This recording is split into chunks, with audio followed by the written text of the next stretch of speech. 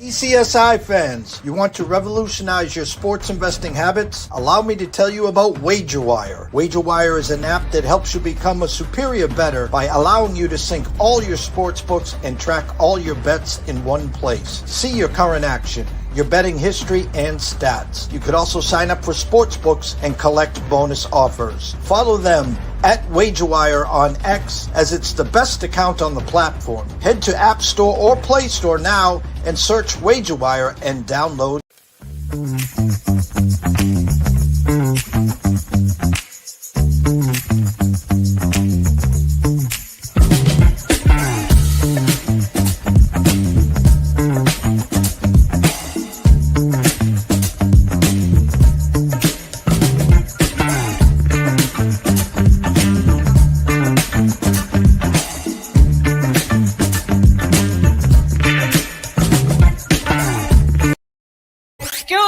DJ. Hey, check this out. We got a great show coming your way.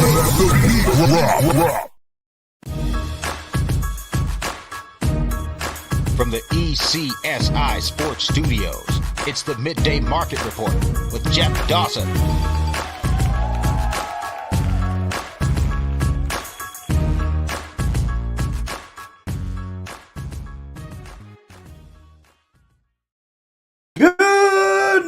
Sports fans from all around the globe. I am the host, Jeff Dawson, East Coast Sports Investors, and it's that time of the week. Good friend and colleague, Mr. Tyler Wyatt. Go follow him at Tyler Wyatt Bets at The Odds Culture as we discuss NCAAF football.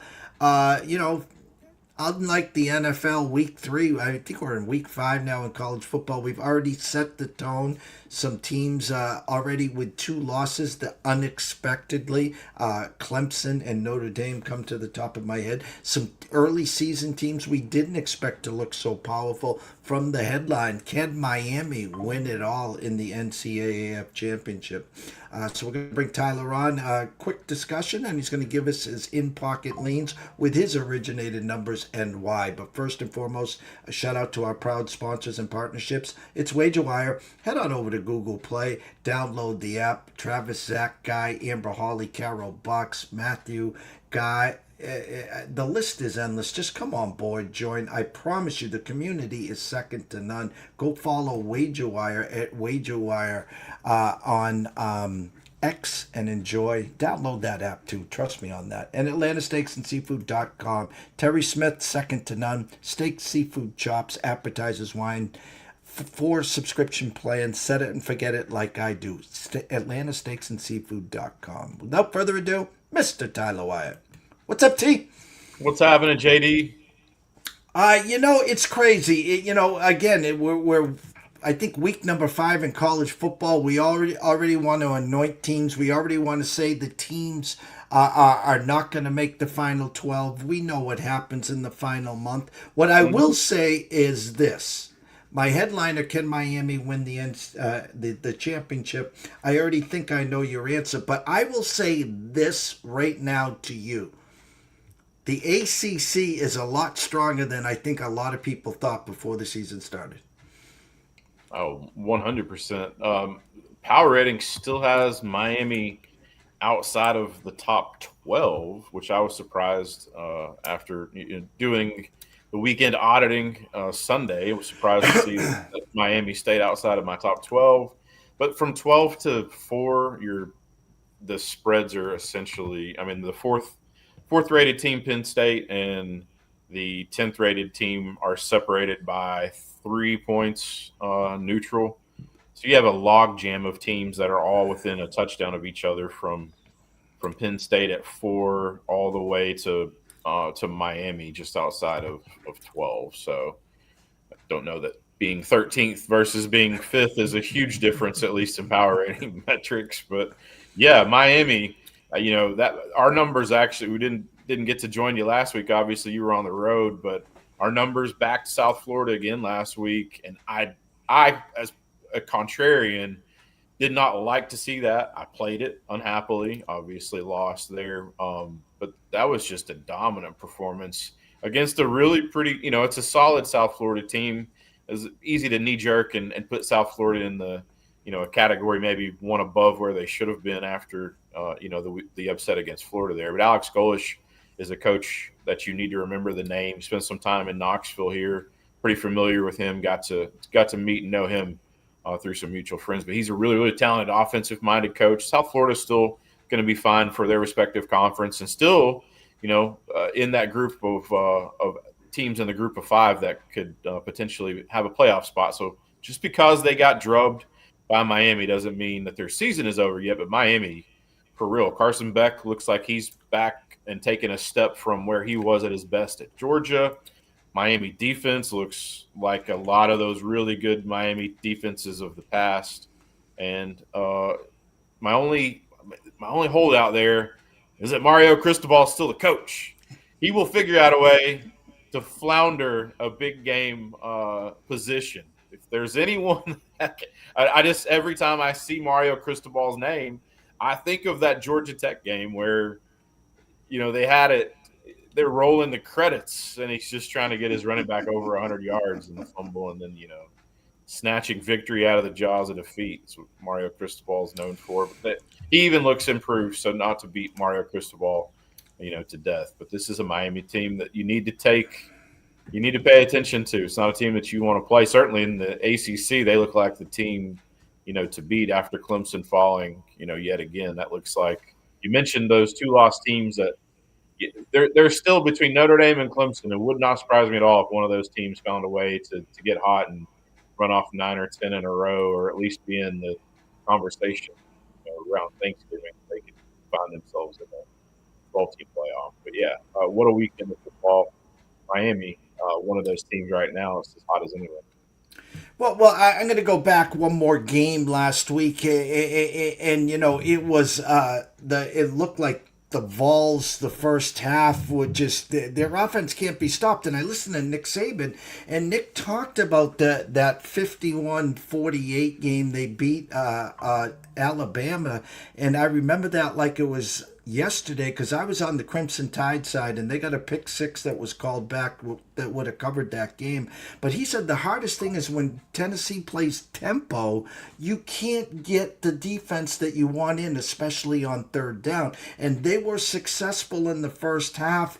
And Kirby Smart, hats off to the Dogs, a big win for them. Not that Tennessee's going anywhere, and Georgia's got Texas coming up here too. They got the Crimson Tide, who look like they, obviously sleptwalk against Florida State. They've kind of stepped on the throat of UL Monroe, and they did the same to Wisconsin. The SEC is going to be a great fight to the finish here. What'd you take from leaving the Georgia-Tennessee game? Yeah, so on our show, the show that I do at Cumulus Station, they asked me the week prior to the Georgia game where I had that number, and our number was 4.3, and then we adjusted it to 3.8 after each of those games last week. So we were a buyer on Tennessee at 7 and definitely at 7.5. Those numbers quickly went away. Circa opened 7.5 and dropped to 4.5 within about 30 minutes. So it was a quick move. There was an interesting part of that game. Georgia down 21-7 at their own 40, 4th and 3. Kirby decides to go for it, and it ended up being, I think, the play, the missed field goal, I guess you could say, was the play of the game that determined the game, or maybe Josh Heupel's. There was a conversation, at least in Knoxville and some nationally, that I heard was his decision to run a play there. And then getting the penalty and then choosing not to try to run another play to get some of those yardage back, moved it from a 38 to a 43-yarder. Every yard inside a 45-yarder, it's almost 2% every yard in implied make percentage for a kicker. Those guys are already cerebral anyway. They don't need any interruption. They're like golfers. And I was a lifelong golfer, and I tried to make it professionally, and I realized that I was not made up mentally to with the grind that is required to be a successful professional golfer. Kickers are just like that. If you mess up there, he gets called over, gets a couple of practice kicks into the net, and then I go to the field or I go to the sideline, I go to the field. He kicks, and I was there front and center for this game. I was just off the 45-yard line, right by the kicking net.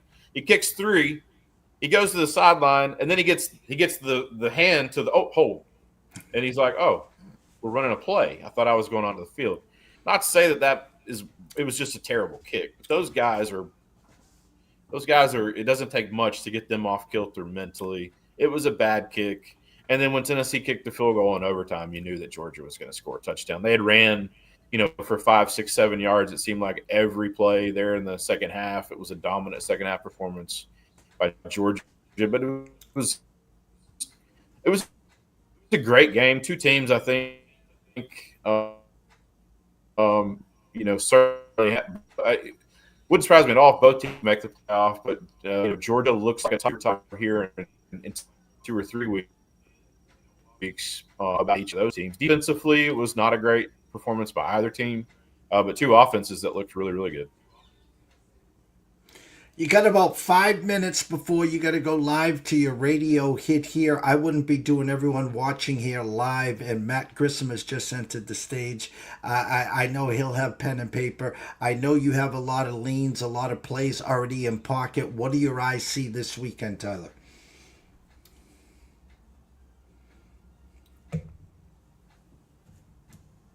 Yeah, and we'll have our full Saturday slate will be tweeted out later today. We'll have projections, score projections, our line on every single college game.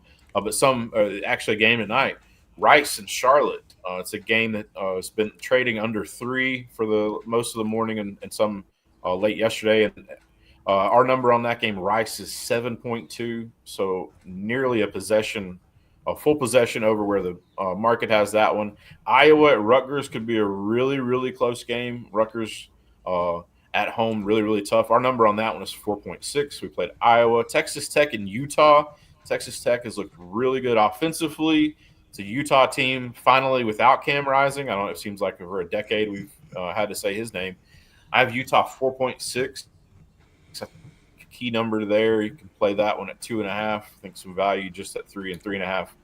There, Arkansas goes to Memphis. It's an Arkansas team led by Taylon Green, one of the best quarterbacks in all of college football. 866 passing, just a couple hundred. He leads the team in passing and rushing. He's kind of a do-it-all guy. This is a Memphis team, though, that I'm extremely high on. Brendan Lewis, he's an efficient quarterback. He's not asked to do too much. He's a manager, but he's extremely accurate, over 70% completion. They have a guy in Sutton Smith who's a really solid running back. Our number on this game was a pick. So happy to take Memphis plus. You can find that one at 6.5, 7. Don't see any 7.5s right at the moment, but I think a tremendous amount of value. Memphis could win this game outright. Syracuse goes to Clemson, two teams that I'm familiar with. Syracuse playing Tennessee, obviously, and then I've watched every single snap of Clemson. Our number on that game was Clemson 11, so substantially lower than where that number is trading. Bowling Green, a team that we're high on. That was our big play last week, was Bowling Green outright. They go to Louisville, tough ACC team. They could be the team that gives Miami hiccups at Louisville. They're really, really good. This number for us came out to 20.5, so almost a touchdown under where that one is trading. North Texas at Army. North Texas favored. Wrong team favored, in my opinion. I have Army 2-point favorite, so we're playing Army money line and plus 2.5. And then the last one, Michigan goes to Nebraska. Big number you would expect in our model, as Michigan is a top 4 team in our power rating. I have Michigan 6.5, well above where Circa and Benson and all the guys are trading that one at Circa. This one down a baby line, just around a field goal. Nebraska team led by Dylan Raiola, really, really good quarterback. It's a Michigan team, though, that I think figured some things out. I loved them last week. You saw the heir apparent at quarterback. Bryce looked really, really confident in that game. Threw one bad pass there in the interception. But I think them and do some things. Just being able to, seeing a basketball go in the bucket, regardless of who you're playing, JD, it helps. I think this is a game that could help Michigan kind of turn things around offensively. Defensively, they're going to be fine. I think Michigan goes in and gets a really statement and a solid win. What should be a sellout and a pretty raucous crowd there against Nebraska. Yeah, Nebraska hasn't won this game. I know it's year number 3 with Matt Rule, where he's really shined. Again, they haven't let the training wheels off of the quarterback there, Riola. It's a game where I have mixed emotions because it's 2.5. It's almost like are they baiting you to take Michigan here? I mean, I would more have respected an opening number of 4.5 and watch the Nebraska money pour in. They just have not won this spot here in forever, Tyler. Yeah, it was one of those games last week when I looked at. I was expecting to see a number like 3. I thought they'll open 3 and let us choose as who wins the game, and then they'll see where the volume goes. So I was surprised to see the 2.5 there. It's like you said, they're kind of directing you to take the dog outright. I like Michigan's defense. I like what they were able to do last week against a really bad defense. I understand that, but I think confidence when confidence is fleeting, it doesn't matter what team you're playing. If you can get some points on the board and move the football, that does a lot of things mentally that I think can pay dividends down the road. I think you see a better Michigan offense. It's a Nebraska defense. It's good, not great. I wouldn't say that they're bad, but this is I think a Michigan defense that can slow down Raiola, and I think points could be at a premium here. But I expect Michigan to win the game, so happy to take 2.5. I do think they win the game. It's not a close one. I think it's a touchdown type of feel for me. Well, as always, we'll catch you back same time, same bat station. Go do your hit on the radio. We can't thank you enough, Tyler, and we'll see you next week, same time. Appreciate it. See you guys. Take care, JD. Go follow Tyler at Tyler Wyatt Bets at The Odds Culture. When we come back, Matt Grissom at Grissom on X, the best Twitter handle in the land, NCAA Insiders. Going to talk some SEC. We're going to talk about his Razorbacks, who we cashed Arkansas team total over last Saturday. Thank you, Mr. Grissom. And then we'll talk about how he's doing in the Westgate and his Westgate card. Stay tuned. Jared, hey, we're going to need you to tone it down with the Summer Friday thing, okay? What are you talking about? Well, for one, it's not summer anymore. Oh, really? Coconut. Also, who is this? I'm the caddy. Oh, he's my intern. Sorry, intern. I'm his intern. Yeah, he's doing a great job. No golfing in the office, okay? Summer Fridays are over. You can keep the Hawaiian shirt, but the rest of this stuff, all right? Are you grilling? Oh, yeah. Did you want a burger or a hot dog? No, grilling in the office. That's a good point. We should take this outside. No, that don't. You put that right back down. Yo, it's all in the hips. Oh, dude, come on, we gotta go. Let's go.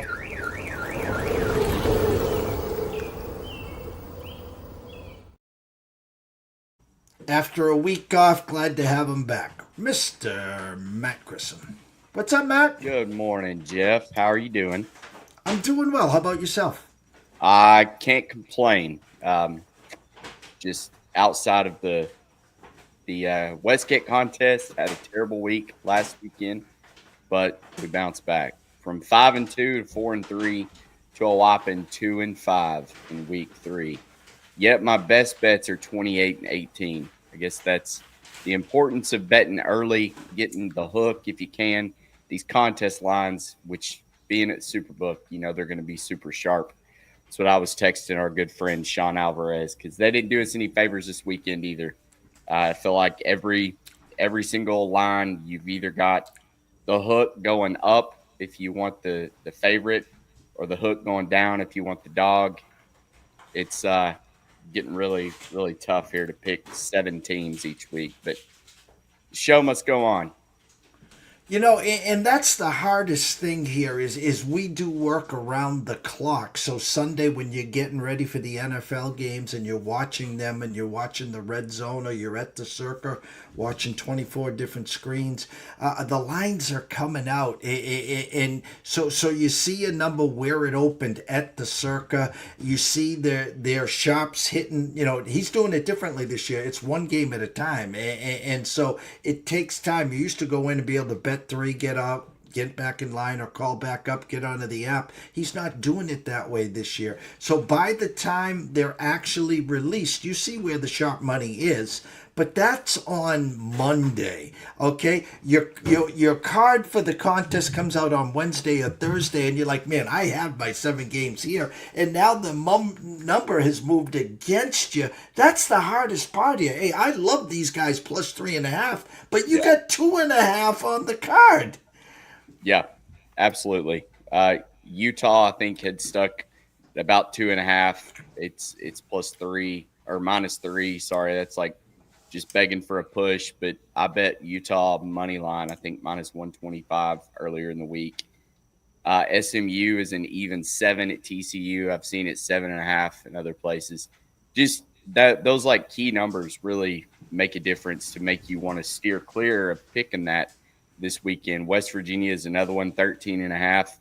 I think I actually bet it 14, and it's 13 on the contest card. So it's fun, you know. Arkansas -5.5 on Memphis, and you're -7 on the contest card, which I guess is about where it's at. It actually may have gone up, which I just heard that I think Tyler liked Memphis in that one. That was interesting. I got to ask you, and then we're going to get into some SEC talk here. Playing the contests and on a key number, 3, 4, 7, 10, 14, and you like the favorite, for instance, or whatever side you like. My point is, in a contest, yeah, each game is worth 1 point, but on a push, you're almost to the point. I like this side. It is what it is. I know it's on a key number. I have points better than no point. Correct? Yes, it is. However, at the end of the year, it's probably going to come down between did you push or did you win, and that'll probably be the deciding factor, unfortunately. So I know a lot of people that will not do a contest pick if it's on a key number straight up, like 3, 7, 4, 10, 13, 14. They need that hook because they want either a definite winner or a definite loser so they can move on.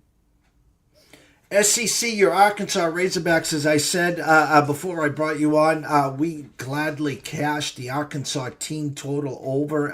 It was great to see these guys just go a mano. When you have an over and they're scoring touchdowns, not field goals. How many times do we have overs and they're moving the ball up and down and it's 3-3-3 versus 7-7-7?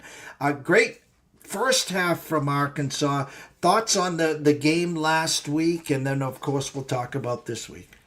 You know, I thought Sam Pittman's kind of under a lot of scrutiny. You know, his record moved. It was like 18-19 or something, or 8-19 in one-score games. It's a pretty abysmal record, but Arkansas was set up to win that game, and I think a lot of people, I included, thought we ended up being mobile. That was your deal. Totally left off. Back up. But I think what we've seen is obviously goes offense. Quarterback down. Really,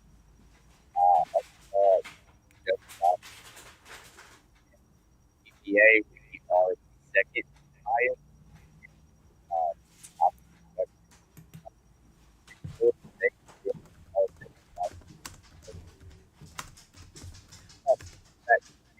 I think if this is one of those sneaky, we're going to catch Arkansas. They're coming off a heartbreaking loss where they were going down to take the lead. They fumbled on the road. Now they're going to come back and have to go over to Memphis to play a weaker opponent, and they host Notre Dame next week. So, which Arkansas do you see show up? Is it going to be the ones that are pissed off last week and then want to get that win and move on, or do they give it a slow start and let it just kind of hang around? Memphis does have a formidable offense.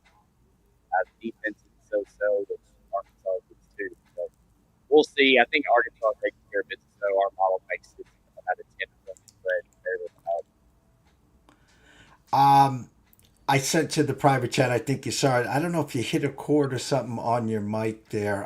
Nick Hathcote, good. Nick will be back next Friday. We will be all systems go the rest of the season, as I've been traveling on some food truck festivals. So that's on me the last couple Fridays. Nick will be back Friday at 11 a.m. to talk college football. Hats off to Mr. Hathcote on his 10-0 weekend. 10-0 weekend. It's funny. I sent Nick a text, and I was like, "Chin up." And I was talking about, of course, Notre Dame now with 2 losses, and he goes, "Chin up. I was 10-0 last weekend." So again, that will.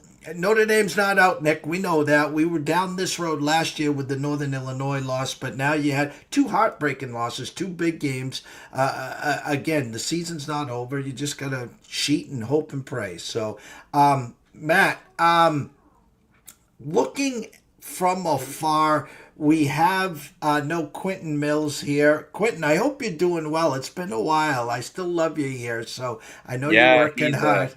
He's probably struggling with Florida right now. I thought Florida was going to be really good, and then DJ Lagway, I think he just threw his 7th interception. Well, I'm going to go there for a reason because, again, he threw 5 interceptions. Is my mic better now, by the way? It's perfect. Okay. He threw 5 interceptions. They don't cover. They lose by 10 against a real good LSU team.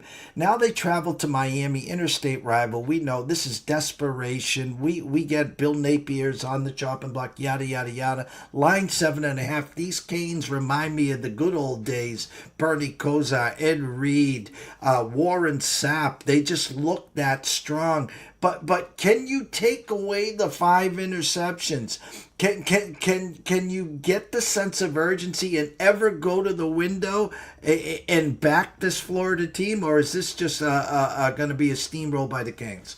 I think you can. I won't, because they burned me last week. Plus 7.5 on the contest card in the betting docket here. I thought Florida was going to be able to pull this outright win, and they left the door open to get the backdoor cover multiple times, and DJ Lagway just kept turning the ball over. This Florida team's defense is still really good. They actually rank 2nd in defensive success rate and efficiency. The offense is going to come and go as DJ Lagway does.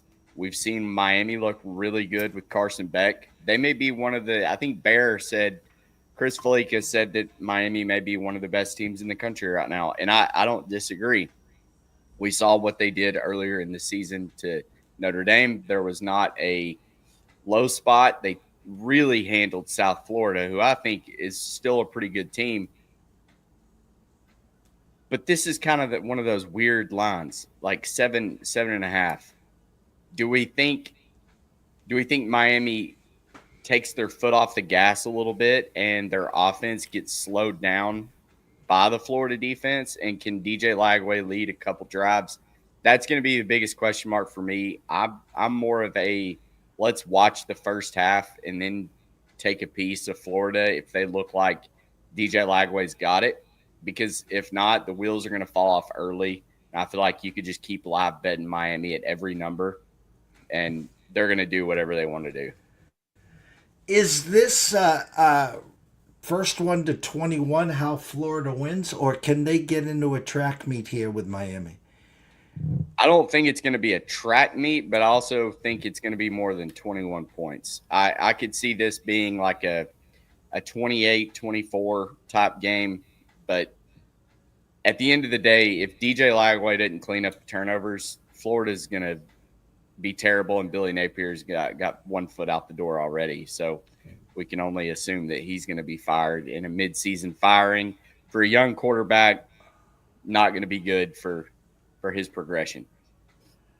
There it is right there. I got a team total, a 21.5 juiced under on Florida.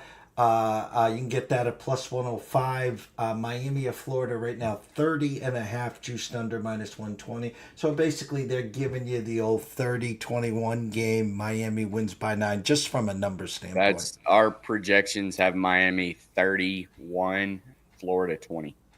Yeah. So we're on the same page there. I have to ask you this. I was going to ask Tyler this, and we ran out of time. Are you buying Oklahoma? Number one defense in the country, and we've seen John Mateer look really good. He's made a lot of great plays. I need to see him against Auburn. I think Auburn's kind of one of those sneaky teams in the SEC right now that, you know, kind of like Vanderbilt, kind of like Arkansas, I guess. Just they're probably picked to finish somewhere in the middle of the pack, but they're going to get some people. They're probably going to lose some games that they shouldn't.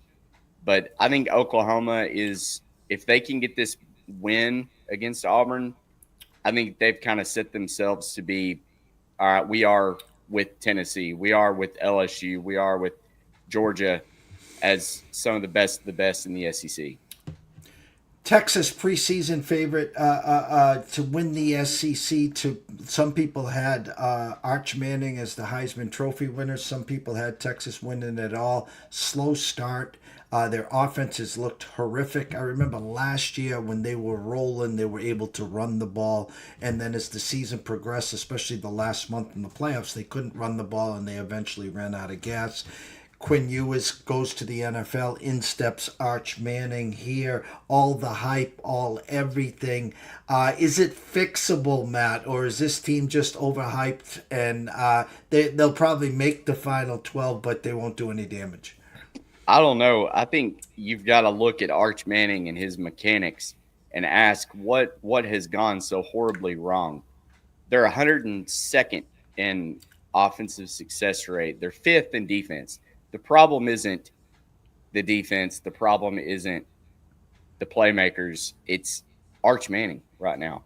And I hate to beat up on the kid, but he had really high expectations coming into it. So one could say that this is assumed that he's going to get called out when he's not playing well. But, dude, you're missing wide receivers 8 yards down the field on a little drag or a dig. You can't do that. Get the ball to your playmakers. It's Texas. They've got nothing but 4- and 5-star wide receivers anyways. I don't know. The offense is terrible with him running the helm. And it's almost like he wants to run more than he wants to pass, which what Manning has ever been. And if I hear one more time, oh, he gets his athleticism from his mother, put his mom out there then. Does she have any eligibility left? Because I think she could probably throw a 5-yard curl route.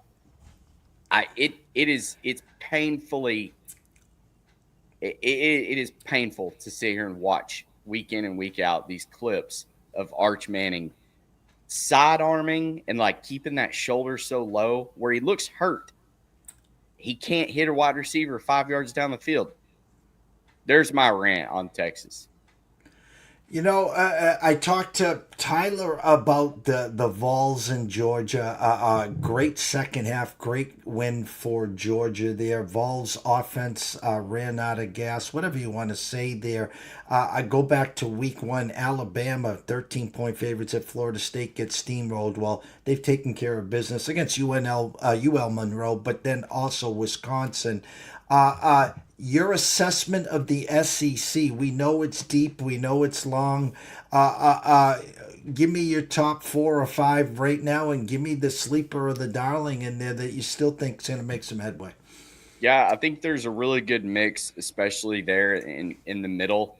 Your best offenses, Arkansas, Vanderbilt, Tennessee, Ole Miss, and Alabama now coming along. And then your best defenses, you've got Oklahoma, Florida, Texas. It's kind of like where are we going to go? Is this going to be another offensive league where you're seeing a bunch of Big 12 type shootouts, or is the defense going to reign supreme? I have never seen Kirby Smart allow that many points on offense that they allowed to Tennessee in that first half. Joey Aguilar, I mean, it looked like he was playing a video game. It was just bomb it deep, bomb it deep. Brazel, I think is his name. He was making some great catches, but these Georgia DBs look lost. Like this did not look like your Kirby Smart type defense. And then Texas, yeah, they held Ohio State to 14 points. That was also with Julian Sayin, who had not taken a snap. And I don't know if Ohio State's offense is that great. Yeah, they can run it up against a weaker opponent, but then you get a mid-tier team in Ohio, and you kind of struggle with them. Moral of the story is, I think either week 0 or week 1, I said I don't think the SEC is that good because I don't think that there is like an elite team in this league. I don't think anybody in the country is that good. I don't know of an elite team that is so balanced on offense and defense that they're going to be able to compete and win against anybody. Maybe Penn State, maybe Oregon. USC looks really good, but they don't really have a great defense. This is going to be a very interesting season, and I hope and pray that the people get a bunch of good parity in the playoff because it doesn't look like Notre Dame's going to make it. You may seriously have 4, 5, 6 SEC teams if that's even possible because they're all going to beat each other up and be in that 9-3, 10-2 category. And then you're going to get your Penn States or your Oregon or Ohio State. I think everybody at the end of the year, they're either going to be 9-3 or 10-2. I don't know if there's an 11-1 or definitely not a 12-0 team in the league. And that's great for college football. You know, I've said, you know, just taking a look at what we've seen in the first month, and my headliner is, you know, a lot of people, I was one of them, I drank the Kool-Aid, the orange Kool-Aid. I thought Clemson would be a beast. I thought Klubnik would be a beast. And yet here they are with 2 tough losses. And my point is no one, I didn't read anyone at least, that had the ACC so strong. And when I say that is you're talking about the Miami Hurricanes. You're talking about now Florida State. Louisville was maybe the sleeper there. And then Georgia Tech with the fire drill, I think has been, other than Miami, the most impressive team in that ACC. And then you got a struggling Clemson team there. Thoughts on the ACC? And are you impressed? Are you buying in on the Ramblin' Rock of Georgia Tech? I think Georgia Tech is one of those teams.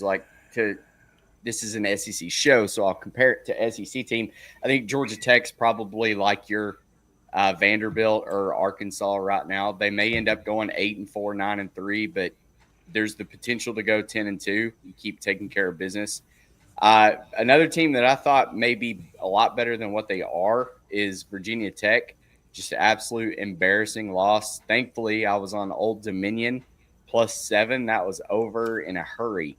But Brent Pry out as the head coach, and now you're talking about another, Kyron Jones being a younger quarterback that is now without a head coach, and it's just going to kind of be like an auto fade. So now where I thought maybe earlier in the season that may be a competitive game for some of these teams, not looking like that's the case. So you may end up getting several of those 8-4 type ACC teams here in that 9-3, 10-2 playoff picture because of how it's probably tiered really good teams in the ACC and then maybe really bad teams. So a lot of those mid-tier are going to end up getting a lot of wins against the lower tier teams. That's what is fun about college football is at any point your team can turn into the punching bag. Believe me, I was it for the longest time in the SEC. Now, if you can be a 6-6 football team, there's only a couple of things that have to go right for that 6-6 to be 8-4.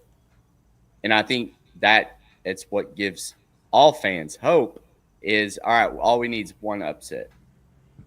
I mean, Georgia Tech hasn't been great. They haven't been terrible either. But now, you could be a 10-2 playoff team. Just got to have a couple things go right. Progression. I have to close. I retweeted it last night. You know I'm a diehard college hoop fan. November 1st, people. It's not that far around the corner as we get ready for some hoops, but we got a lot of football to go prior to that. Coach Cal in Arkansas reveal their non-conference schedule, and it just dawned on me. It almost reminds me of a Michigan State preseason where again you played the best of the best just to find out what you got before you get to the conference. And here's an Arkansas team, year number 2 with Coach Cal, that 8 games against the Elite Eight. Last year's Elite Eight, he's playing every one of them. And I'm thinking at the top of my head, my question to you was, taking a look at that juggernaut schedule in the Elite Eight, you're playing them back 4-4, 5-3. I think you'd be happy there, Matt. Yeah, it's kind of like one of those, you don't really care how it ends up, because you said it best. You're playing the people that you're going to see, but you're getting to play them without everything on the line. So see what you've got, see who can step up in a big game, and then you know that going forward. I still think next year we're a tournament team, but I love it. It's going to make for some really, really intense matchups, March Madness style matchups in January, February. So it's going to be fun. Well, make sure you get your tickets, support your Arkansas Razorbacks there. It's going to be fun. Year number 2 with Coach Cal. Again, before we leave, your Westgate initial eyes. Where are your eyes for this week in the Westgate? So the first one I marked, I like SMU +7. This SMU team, I know they lost to Baylor in a game they probably should have won. They're still a really good team. They're one of my picks to finish at the top of the ACC. Just haven't gotten off to a great start. They looked sluggish against Missouri State last week. They ended up turning it on. This TCU team, the strength of schedule is really weak. I think SMU catching a full touchdown, they've got to drive 45 minutes across Central Texas or East Texas to Fort Worth. Not really a huge road game, but I like SMU getting 7 on the road. And then Utah -3. It's 3. I love it at 2.5, but at the end of the day, like we talked about, I guess if you're going to play for the push, hopefully, though, our metrics are right. We make Utah about a 5.5, 6-point favorite in this one. Utah's defense is legit. I don't really know who Texas Tech has beaten. I know they've beaten a lot of teams by a lot of points, but at the end of the day, I think Utah is going to show up for the home crowd and get this win. Yeah, they've beaten Oregon State, Kent State, and Arkansas Pine Bluff. That's Texas Tech's schedule. I think actually they're dead last in strength schedule. I think that changes. I think the offense slows down a lot. And then I bet Arkansas -5.5. It's sitting here at 7 on this contest card, just staring at me. I don't know what side I'm going to end up being on with this. I think 7.5 is probably the right number. This game could go 35-28 or 35-27. It could be right there on that verge of 7-8. I don't know. I need to see the first half. I need to make sure that Arkansas doesn't show up sluggish in that first half. They shouldn't, because Taylor Green is the man. Probably not a bad idea to go ahead and just bet a Heisman ticket on him.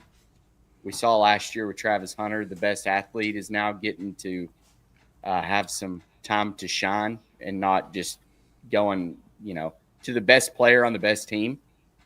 Serious look at Heisman there.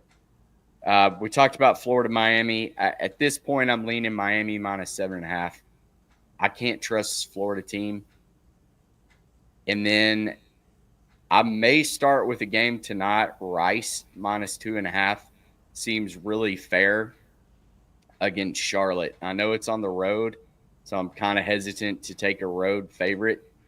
But our metrics make this a field goal game, and that 3 versus 2.5 is pretty critical.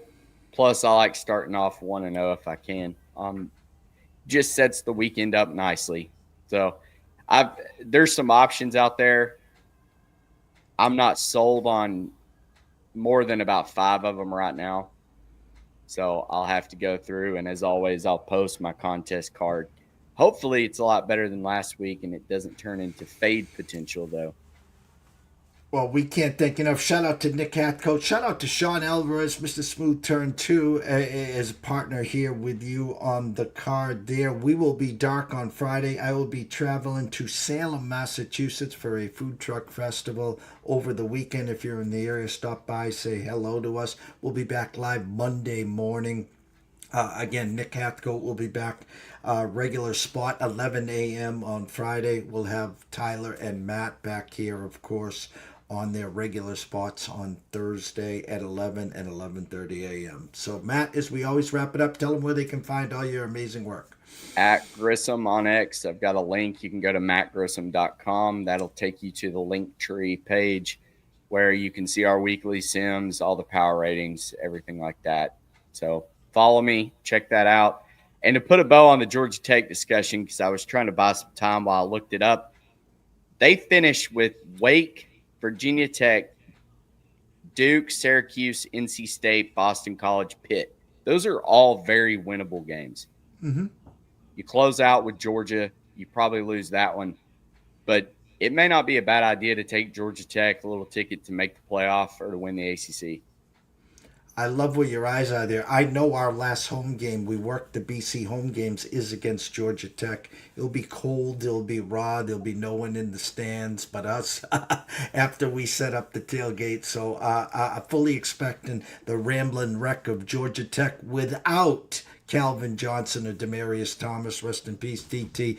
It's amazing when you watch this school and where they were back then, where they are today offensively, that they produce 2 wide receivers like that, Matt. Yeah, it's plus like Haynes King and Jamal Haynes are both really talented at their positions.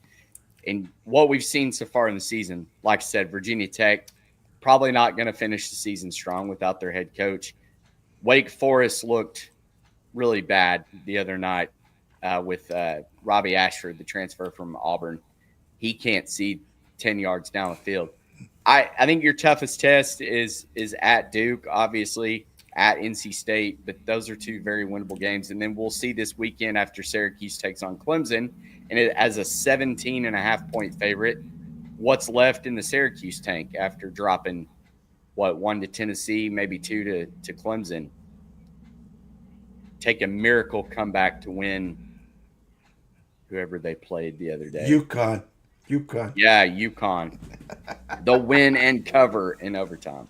Thank you everyone for watching. It's been a busy day. 3 shows in 3 hours here. We can't thank you enough for all the love and support. Wager Talk, and Wager Wire, of course. Atlanta Steaks and Seafood. So for myself, Jeff Dawson at EC Sports Invest, the one and only Mr. Matt Grissom at Grissom on X. We wish everyone a blessed day. Stay in your lanes. Enjoy the weekend, and we'll see you next week. Thanks, Jeff.